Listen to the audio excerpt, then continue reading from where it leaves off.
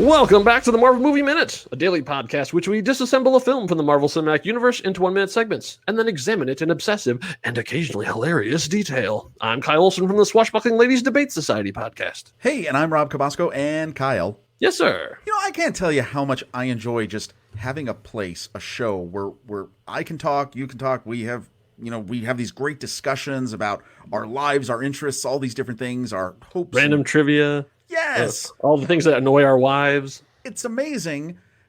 And I just would think like, wow, wouldn't it be amazing like if you were, a CEO or a creative person or someone who had a lot of things to do.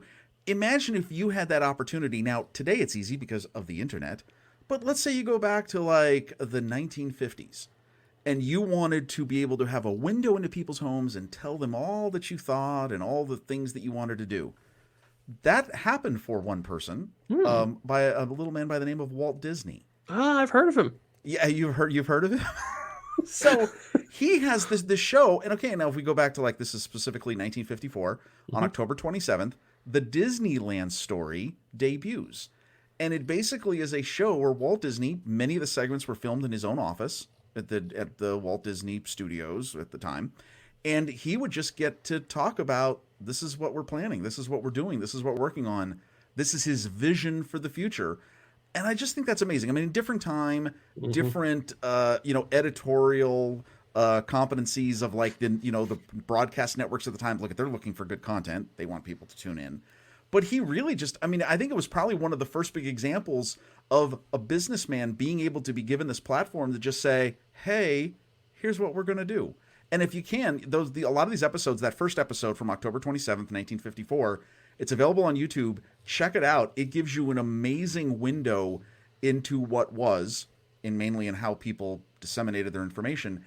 And it'll give you a much bigger insight in what we're about to see in this minute, because it's based clearly off of these talks by Walt Disney. Oh, yes, absolutely. The Disney influence is strong, and we're going to be talking a lot of Disney in this particular episode. It makes me think, though, like, who else would have this kind of power? There's no reason that Tim Cook couldn't have done an episode, things like this, about the opening of the Apple campus. I mean, come on. They have Apple TV Plus, why not? He could, walking out every time, like, hey, everybody, it's your old friend, Tim. How are you doing these days, right? Do you like glass? If so, let me show this to you. Well, there's secret stuff though. See, they can't do that because you put a camera in the Apple campus. And you're gonna after I'm telling you, they need content. I'm telling you, free. We're giving you free ideas. Come on, but that's not what we're here to talk about. Here we are at minute 10 of Iron Man 2 from 2010, directed by Mr. Jon Favreau. And in the spirit of openness and collaboration, we have invited our old friend Andy Nelson from the Next Real Podcast to join us on the show. Hello, glad to be Andy. Back. Thank you for joining us for this last of your appearance here. Sadly, so sad. For now.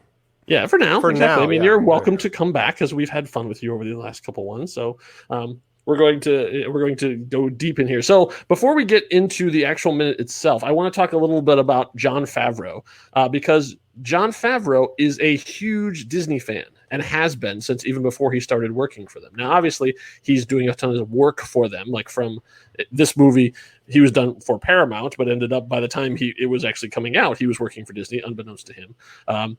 But from there, he actually has gone on to do stuff like The Jungle Book and Lion King and all these things for him. But it goes even deeper than that because he was already a Disney fan back from when he was a kid, and even still goes to Disneyland on a regular basis. Obviously not now because no one can, but he is a regular huge Disney fan. And so when he was putting this stuff together and wanted to have Howard Stark come out and do this thing, he definitely said, I want it to look like Walt Disney. It was like, okay, so he wanted to have the same kind of the model that Walt Disney used to use, like that same aesthetic, and have him look in the same. Obviously, this is supposedly 1974, but the style of it is very much like the Walt Disney thing from the 1960s. The cut of the suit and the posters behind it, everything have very much of that same sort of vibe. But he thought, I want to go even farther than that. So he said. He talked to John Debney, who did the music for this, and said, I want to have a song that's like a Disney song that it can be played through it. So he said, I want to have something that sounds like from that time, from It's a Small World and It's Great. And so John Debney said, well, we could talk to Richard Sherman of the Sherman Brothers fame. And he's like, you know? So turns out, yeah, he does, because John Debney is a second generation Disney person. His father was a huge producer, and John Debney got to hang out on like the sets of Mary Poppins and Mouse Club. He got to walk through the Disneyland before it opened with Walt Disney. And one of the things is when he was showed some interest in music when he was like 8 or 9, his dad took him to work and said, oh yeah, these are the Sherman Brothers. Why don't you just spend the day with them? And he got to just hang out on the Disney lot with the Sherman Brothers for a day. Now, the Sherman Brothers are a huge deal in terms of any of the songs you love from Disney land, from that, especially from that era. Chances are it's a Sherman Brothers song. Absolutely. Like they wrote so many songs for that too. So John Debney and Richard Sherman, who's the sole surviving Sherman brother, got together and wrote an original Disney-esque song for this, and you can hear it playing in the background of this. It's called Make Way for Tomorrow, and if you buy the soundtrack, you can actually hear the full version of the song. And I'm playing just a little clip of it now. Oh, great. Make way, tomorrow's heavy. And that's all I can do without being sued. So, but the instrumental version of that is what's playing behind Howard Stark as he's doing this, is Make Way for Tomorrow. And so they recorded the whole thing, so you can hear the full song on the Iron Man 2 soundtrack. And it's just such a fun, nerdy thing that, like, if you're a huge Disney fan, that he put this thing together, and the thing that 99% of the audience would never even know. But he put it in just because he thought it would be cool, and I love that. So yeah, it's interesting. This minute 10 is actually a tale of three Johns, because you have Jon Favreau, you have John Debney, and you have John Slattery, who now we can talk about, who is playing the second Howard Stark. I just want to say before we get into Slattery, how much, I just love John Debney. I think he's a fantastic film composer. And he was the guy I didn't get to talk about on Iron Man because he wasn't available when Favreau was getting that film put together, because he is Favreau's guy. Favreau used him on Elf. He used him on Zathura. And he couldn't use him on that one. I can't remember what the movie was. Some other big one. Probably, 2008. He was doing The Mummy, Tomb of the Dragon Emperor, Meet Dave, Swing Vote. Yeah. So a number of other films in 2008. So he probably was just tied up, unable to jump over to this, or to the first Iron Man. Right. And, the music in that one's fine. It's not. Rowan Jawabi is a great composer, so he did a good job on it. He's done some good stuff. He came up with a great Iron Man theme. And I think that it works, but I just really love John Debney. I think he's great, and I'm glad to see him back with Favreau for this one. He was on an episode of Disney has a composers podcast called Four Scores, and so he basically tells a lot of these kind of stories, and including when he met Jon Favreau for the first time. And one of the fun stories that he tells is the first time he played him music. So he had written Buddy's theme for Elf and played it for him. And he said, I want you to take a listen to this. And he listened to it, and Jon Favreau went, yeah, that's great. We really need to get something like that. Wouldn't that be great? And he's like, no, man, that's I wrote that. He thought he was just playing him something from a classic film that we could do something like this, and not like the actual real song that John had gone off and written. So yeah, it's a really good podcast, and he's a good storyteller too. So especially if you're an old school Disneyana fan, he really gets deep on about all the people that he's met and when he was a kid hung out with. So yeah. How cool. But let's talk about the third John. Let's talk about John Slattery. So John Slattery actually, he came in for this, and he was still pretty much known for Mad Men at this point, even though he'd been working since 1988. He's one of those guys that has always looked like he's 45. Right. Since he was young. I mean, every role he looked like that.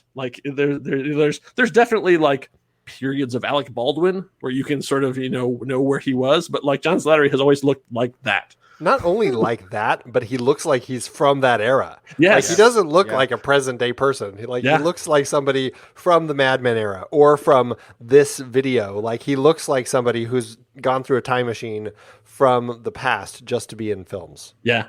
Yeah, his first role was in the Dirty Dozen television series in 1988. Which, by the way, there was a Dirty Dozen television series in 1988. I had no idea. What? I vaguely remember that, actually. That's funny. So from humble beginnings, but he worked continually. Some of the things I remember him from, where he had a great role on Ed, which is one of those shows that sadly has never made it off of original broadcast. It's never been on DVD or streaming service, or I don't know what the rights thing are with that, but it was a great show.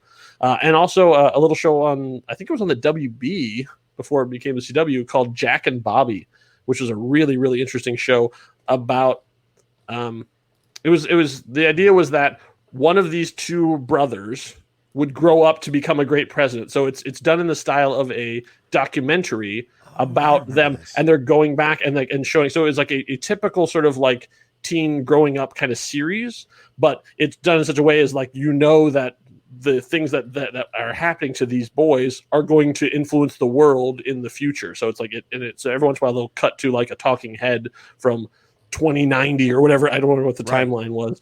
And even will show like historical images and then go back and then tell you the story behind him and stuff too. It was a really interesting series. It's sort of like it kind of fell apart by the end of the season, but if you can check it out, it was a really fascinating experiment, and he's very, very good in it. I think he probably John Slattery went from Desperate Housewives, I think, is where he got big, and then obviously it went to Mad Men, which is then basically everybody in the world took notice of. And then Can I just say how strange it is, though, that, because I would always do the IMDb game on the right. one, and how weird that I was totally expecting Mad Men to show up on the top 4 of his film or his list there that he's known for, and it's not. He's not on it. That's what weird. are his 4? Spotlight, where he plays Ben Bradley Jr. Okay, yeah. Ant-Man, because hey, if there's a movie with him playing Howard Stark, and Captain America: Civil War. Yeah, I was going to say that's Howard the one Stark I would things. think of. Yeah, and then the Adjustment Bureau. Oh, I don't know. Random? Why. I don't. Yeah. Wow. It's the IMDb algorithm. Yeah. Who knows? But so bizarre. why not Mad Men? That to Why me not Mad Men? is like definitive John Slattery. And Perhaps there's not a big crossover between Mad Men fans and people who use IMDb. And why not? And why not Ted 2? why is that? or Dirty Dancing Havana Nights. Oh, there you go. That's the other one. Yes. Oh man, I could do a whole podcast on that. That's the story of that movie is fascinating. Coming up soon, the Dirty Dancing Havana Nights movie by minute. Right? Oh no, no, one off. One episode. Oh, you want to? Come on. That sounds funny. Not lying. Well, I've had the time of my life, but let's get back to. Oh, Okay, so we see Howard. Then, dead Howard, going through a thing, and we spend a lot of time looking at the model. Wow, the camera really zooms in on that model. It's almost like they're foreshadowing the importance of this model for later in the movie. probably. But we then go quickly from that, and then as the video is continuing, we cut to Tony. So Tony is off stage, and he's using another Stark device. Now, this is what I love about this, is that everything he uses is branded. So he pulls out this little device, and it's a Stark Technologies across the top of it, even though it's a blood toxicity meter. Which I just also have to point out, you're talking about branding. Not only does he have that, but he also, before he pulls that out, he puts down his Stark Expo water bottle. Water bottle that he has. Which probably had chlorophyll in it. And then, that's really good. Another funny little branding product placement thing. Did you just find it interesting? Like, okay, we're going to talk about technology he has later on in this movie in future minutes. Technology in an Iron Man movie? Well, okay, but this Stark medical scanner looks like it's off of a Halo Master Chief. Like, this is something... It's all chrome and shiny. It's and it's got like a little screen that has one purpose, to tell you the blood toxicity level. Like, not of Y, not of anything. Like, this is something he literally, had some engineers in the corner of Stark Labs say, you're going to build me a device. The device has one purpose. It's going to measure this. And that's it. Because you're going to prick a finger and display it. That's it. That's all it's going to do. You don't want it to do like blood alcohol. No, just blood toxicity.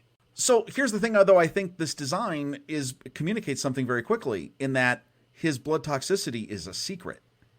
So that the reason why the technology does not look as modern as anything else that we will see him use, this is meant to show that this has been cobbled together from spare parts or has been done in secret because it only has one use. So that's obviously a part of telling the story of what's going on here. And so you're saying there's only one of these, and he still took the time to etch his logo into the top of it. Well, branding. He will etch his name into everything. Come on. Seen that a giant building time with a monument with your name on. Oh. So another interesting thing about this scene is obviously we know that you can clearly tell this is something serious, right? He's checking out this. It's toxicity. That's not a good thing. What is Howard Stark saying the moment this is all happening? And he's literally talking about soon technology will affect your life every day. No more tedious work. You'll have more time for leisure activities and enjoying the sweet life. Interesting. Because as we'll see, Tony has daddy issues. Yeah. And those daddy issues deal with the amount of tedious work that his father did, or at least what his perspective was how much his father was spending time on his work. I just think that is all an interesting juxtaposition of both what he thinks his father was, what his father maybe actually was like, and what his life is becoming now. Nicely done. Well, and also that he's thinking about how he's going to leave this life too, because like that's all part of this. The legacy thing is that means that your story ends.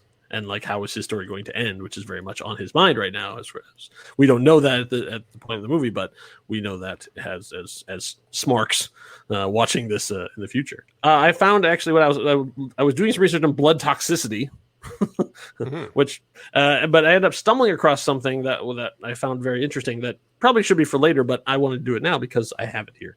There's an article in Gizmodo, and it was written by Ryan Carlisle, and it's called How Iron Man's Arc Reactor Probably Works. Now, I am not a science person, so as I'm reading through it, a lot of it just whoosh flies right over my head. But as he got to the end, he started talking about what is going on with Tony in this movie. Like, what is the palladium stuff too? Because like palladium poisoning, is that really a thing? So I pulled out one quote from that I thought was particularly interesting. So he says in this article, I have a theory that fits the symptoms better. Remember, the proposed palladium decay reactions produce rhodium and silver. Excess internal silver is known to stain skin blue. Rhodium compounds also stain skin and are highly toxic. In fact, because most people essentially have zero exposure to rhodium, the toxicity of rhodium is very poorly understood. This perfectly explains why Tony didn't seek help from the medical establishment for his accumulated heavy metal toxicity, because he knew the doctors didn't know how to deal with rhodium poisoning. Tony Stark didn't have simple palladium poisoning. He had palladium decay product poisoning. I was like, oh, okay, that's interesting, because it also explains sort of the blue lines. He's saying that comes from the silver and the rhodium, because that is actually like a thing that they have shown people to have. That's awesome that you pulled that up, because I feel like I used that article in the first season to talk about just how I don't think I delved into all of that, because I was probably saving it for Iron Man 2. I was just like, how does this thing work? And trying to find, what is it that these people are actually doing? So I love that now here you are kind of full circle with this article, bringing it back to talk about that whole other side of it. It's an interesting really article. Cool, Like I said, it flew over my head a lot of it, but a lot of it was talking about how basically the arc reactor works by creating electricity without heat. Yes. And so that's how he can have it in his chest and that kind of stuff. And it was like, oh, okay. And then when he got into the actual science of like how the neutrinos were spinning around and stuff too, I was like, and you've lost me. Can we get back to the guy flying around shooting lasers from his hand? Wait, can I just tell you something? Sure. So everyone knows, or at least you should know by now, I love this movie. Yes, there's only two issues I had with this movie. The one we will get to in a later only minute. Two? Oh man, by the end of this, you're gonna have more than two. And I just want to say, you just eradicated the other issue, because I've always kind of wondered, like, what does this arc reactor have to do with his blood and the lines and everything else? Well, you just solved that, and it makes sense. Kudos. Now I love this movie more. Look at that. You're working against yourself. I am. Oh, there's plenty more to come. I'll bring him back around. Yeah, whatever. Awesome. It's awesome. That's amazing, though. Kudos to the people who thought that through. Right? there's an explanation for everything. Yeah, probably they probably did more Almost. scientific research than the actual people who put the movie together. I'm trying to remember, and I know you'll talk about this a lot more over the course of this and into the future. Is there much of the toxicity in the comics? Do you recall? Like, is that something No. that he ever dealt with? Not really. I couldn't remember. It's really more just like the alcohol issue is really Tony's big thing. Yeah, like I mean, I haven't, like I said, I have not read every Iron Man thing, and like I've talked about in previous episodes and stuff too. Iron Man was kind of a forgotten character for a long time. Like after he sort of had his heyday, kind of in the 80s, and he really moved to the background a lot. Like he was not on the Mount Rushmore of Marvel. Yeah. Like he was definitely not like a lead character for a long time. He was always around. in he various was pretty forms. regular. He was But it was mostly very- like as an Avenger. Like it was like his comic was not like in their top 10, top 25 or whatever. It was just like, oh yeah, Iron Man. So I have not read everything that he has done, but I don't ever remember there being any type of anything like this. So this was all movie created. Like, they created, that's typical movie 101. You create a problem, and so you can have to solve it by the end of the thing. That's cool. Deus Ex model. Any listeners who know better can let us know. Yes, exactly. Yeah, I'd love to know if it was something that did come up at some point. Yeah. So after the intro finishes and we see the logos, we talked about that before. There's the Stark 74 logo, and then transitions to the Stark Expo logo. I just have to stop you about that because because this is where we get to see 3 of the logos. We get to and going back to our monogram conversation earlier, they have the 54 poster on the left, they have the 64 poster on the right, and then in the middle they have the 74 poster. And again, it's like they don't put them in order. I don't know why, but that's how they decided to do it on the back wall behind Howard. Oh, that's amazing. That's all visuals. That just, the composition of the colors and everything else, they wanted that. Nobody paid attention to the dates.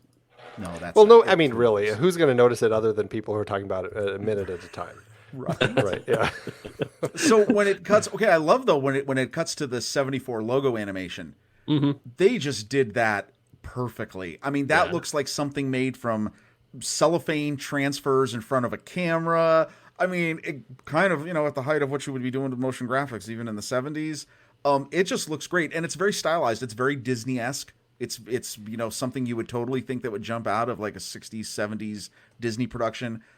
I just love that. I think it's just done perfectly well. I love it too, but I can't help but feel like it looks so 60s. Well, yeah. Oh, yeah. No. Like, well, again, continue I know, this whole but thing, right? All of it. Yeah. Yeah. It's by design, but when you don't know that, you're looking at it, it's like, I feel like they're off by a decade with this. 70s, Shouldn't it be like groovy and funky? Well, I was going to say the 70s logo. You know what this would look like? It would look like the old U.S. Air livery from the airline. It would be all the tube font. Right? It would be all oranges and browns. Yeah. It would.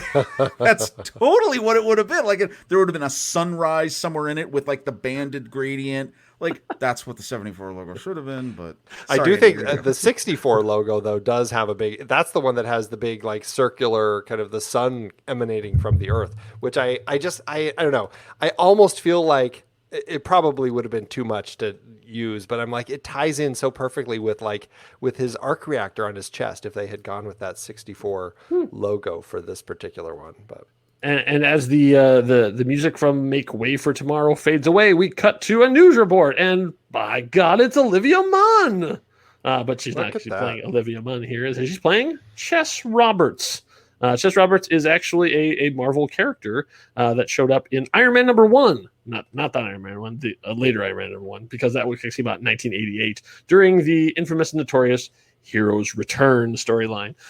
Just as a real quick thumbnail, I've talked about this on previous stuff before, but there was a period when Marvel editorial was not really knowing what they were doing, and they ran out of ideas on what to do with Captain America, Iron Man, and Fantastic Four. And so they went, what if we just shoved them all into a parallel universe? And they went, okay. And they did. They just shoved them all like out of continuity and so let other people, like they gave it to the guys from Image and say, can you just reboot these and make them good now? And so they did for about a year or so. So then after that was done, and that did not go according to plan, they brought them all back, and so it became the Heroes Return. So then in #1, Chess Roberts was a reporter for that. But the question is, why is Olivia Munn in this movie?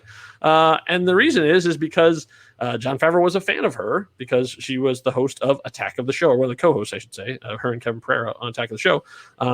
And so he was a big fan of hers and wanted her in the movie. And he cast her in the movie and shot all her scenes and then cut all of them. So we'll be talking about that deleted scene when we get to it and for things. But as a concession to her, he said, "Hey, could you come back and just shoot this one thing, and so you can still be in the movie?" So they basically had her just as what her job was, as a news reporter, like, talking about what's going on at Stark Expo. Olivia Munn is fascinating. She's one of those people that has been kicking around Hollywood for a long time, has been doing journalism stuff and fun stuff, and now has sort of transitioned over into basically pretty much acting as her main thing.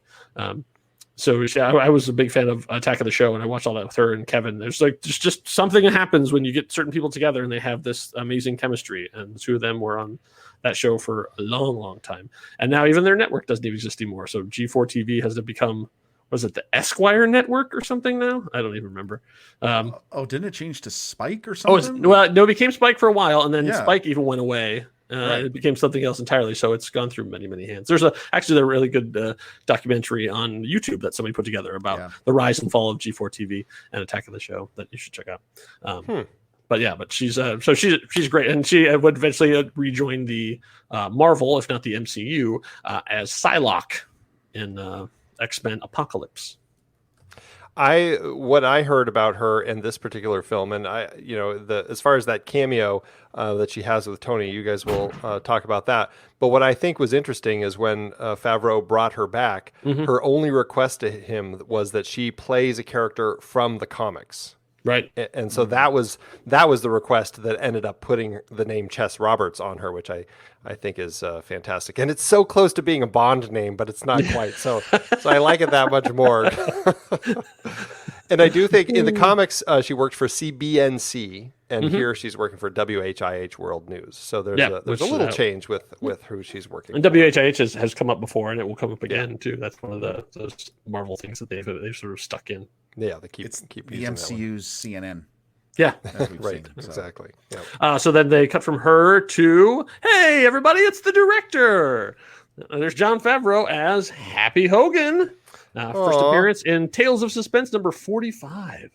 We're going to be spending a lot of time talking about Jon Favreau on our own. Did you have anything you want to talk about Jon Favreau, Andy, while you're here? I just am happy to have a minute of happy.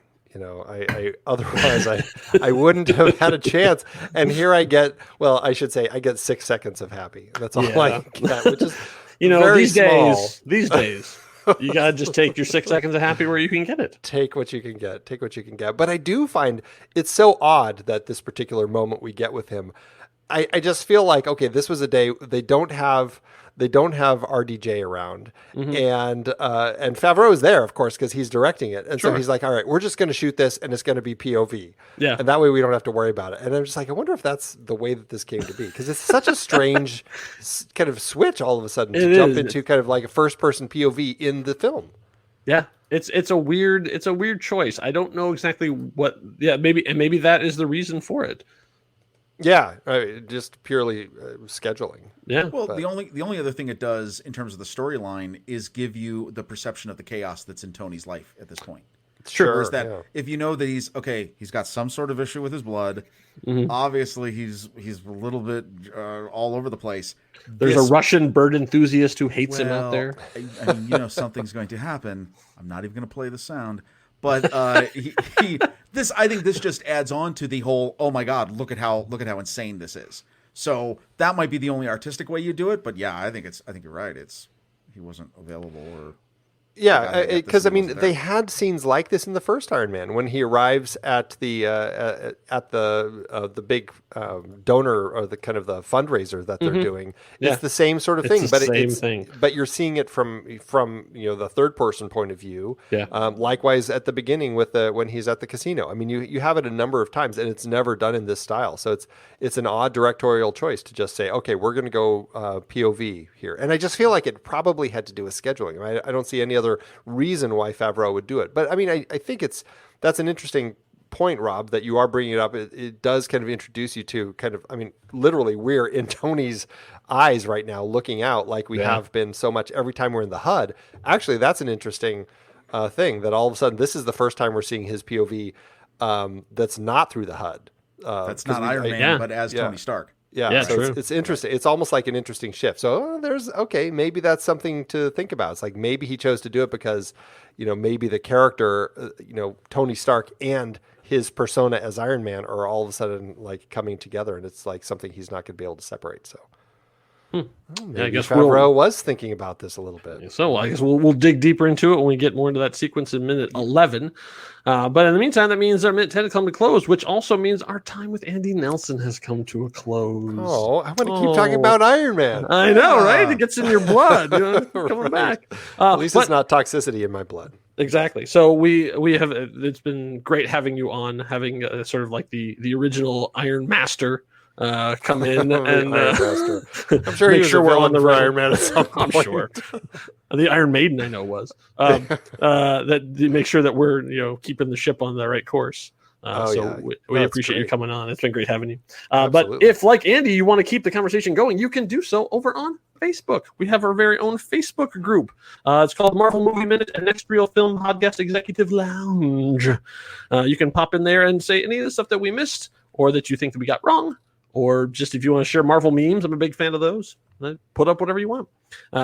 You can go to facebook.com/groups/thenextreel. And you have to ask for membership because we're trying to keep out the weirdos and the bots. And plenty of those are trying to get in. So we like to keep our mostly the bots. Mostly the be bots. Honest. It's mostly the bots. If you're listening to this podcast, you have a little bit of weirdness about you. So. And we love that. Yeah. Andy, as we're sending you off here as our guest participant this week, is there anything you'd like to talk about or share with our listeners about the world of Andy and what he's doing? The world of Andy. Well, as you know, I do love podcasting, having done the entire season 1 of Marvel Movie Minute. But I do have another show I do, The Next Reel, and this is all kind of under the Next Reel umbrella, the Next Reel Film Podcast. You can just go to thenextreel.com and learn all about that show. We talk about a movie every week and kind of in different series. And it's just it's a fun podcast. We just love movies, and it's a great way to kind of get your movie fix done. That's right. If you're tired of watching Iron Man 2 over and over again, head over to Next Reel. Absolutely. Thank you. So thank you, Andy. You bet. Thanks for having me. And I hope I can sneak in another round of this one, but if not, I definitely look forward to Let's hope so. 4. Yeah, definitely. All right. So thank you all for listening. See you back here for minute 11. Enough said. Bye.